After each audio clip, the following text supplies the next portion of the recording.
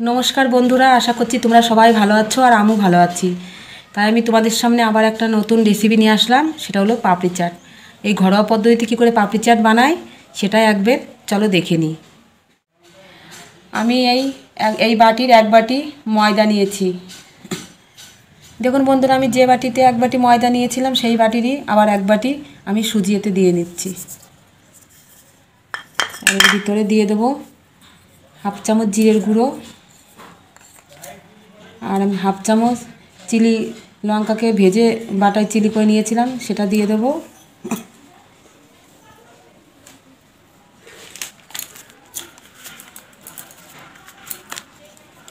আর দেবো হাফ চামচ ধনে গুঁড়ো।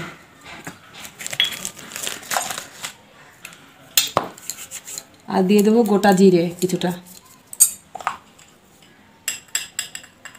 আর পরিমাণ মতো লবণ, আর দিয়ে দেবো এক চামচ হলুদ দিয়ে এটাকে আমি ভালো করে আমি সব কিছু মিশিয়ে নিয়েছি। আর এখন এই চামচের আমি 2 চামচ তেল দিয়ে দেবো। আমি সাদা তেল ব্যবহার করছি, আপনারা চাইলে ঘিও ব্যবহার করতে পারেন। এটা দিয়ে আমি আবার এটাকে ভালো করে মিশিয়ে নেব। দেখুন বন্ধুরা, আমি তেল দিয়ে ভালো করে এটাকে মিশিয়ে নিয়েছি। এখন এর ভিতরে আমি দুটো বড় বড় সাইজের দুটো আলু সিদ্ধ করে রেখেছিলাম, এই আলুটা আমি ভালো করে ম্যাশ করে নিয়েছি। এখন এই আলুটা দিয়ে আমি এই ময়দাটা ভালো করে মাখিয়ে নেব।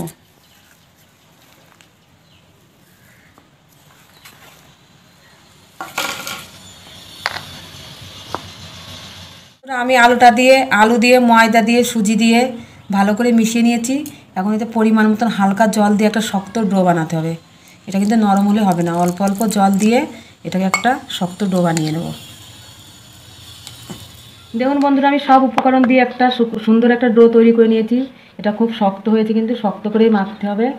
এটাকে আমি একটু তেল দিয়ে 5 মিনিটের জন্য আমি ঢাকা দিয়ে রেখে। বন্ধুরা, আমি 5 মিনিট পর আবার চলে এসেছি। এটাকে আমি এখন পাপড়িগুলো আমি সব এটা তৈরি করে নেব।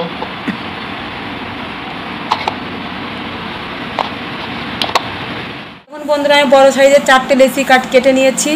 এখন এটাকে আমি পাপড়ির শেপটা দিয়ে নেব। আমি এই লেচিটাকে এখন রুটির আকারে বড় করে বেলে নেব।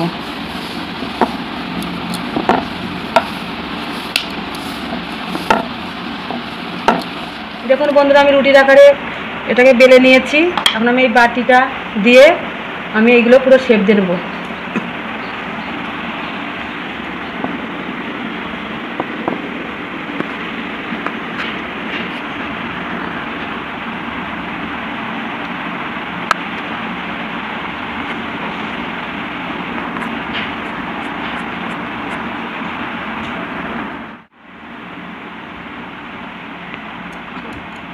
কাঁটা চামচটা দিয়ে এগুলোকে ভালো করে আমি এভাবে ছিদ্র করে নেব, নাইলে এটা ফুলে যেতে পারে।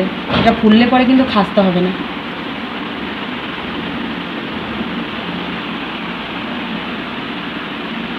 দেখুন বন্ধুরা, আমি সব পাপড়িগুলো তৈরি করে নিয়েছি। এটাকে আমি সাদা তেলে এখন ভেজে নেব। বন্ধুরা, আমি কড়াইতে তেল বসিয়েছিলাম, তেলটা গরম হয়ে গেছে। আমি এই পাপড়িগুলো সব একে ভেজে নেব।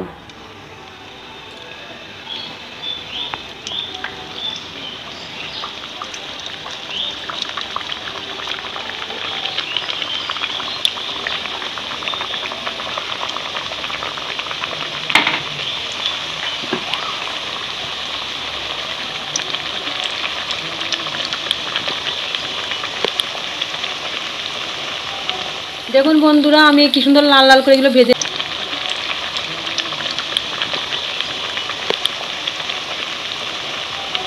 দেখুন বন্ধুরা, আমি কি সুন্দর লাল লাল করে এগুলো ভেজে নিয়েছি। আমি এগুলো আমার এটা ভালোই ভাজা হয়ে গেছে। এটাকে আমি এখন তুলে নেব।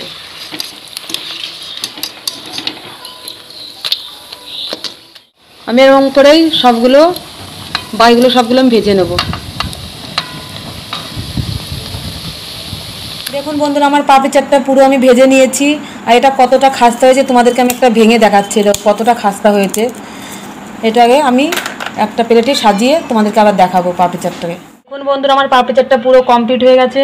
আমি ঘরোয়া পদ্ধতিতে পাপড়ি চাটটা করেছি। এটা দেখতে যতটা সুন্দর হয়েছে খেতেও ততটাই সুন্দর হয়েছে। এই রেসিপিটা যদি তোমাদের ভালো লেগে থাকে সাবস্ক্রাইব করো, কমেন্ট করো, আমার চ্যানেলের পাশে থাকো। ধন্যবাদ বন্ধুরা।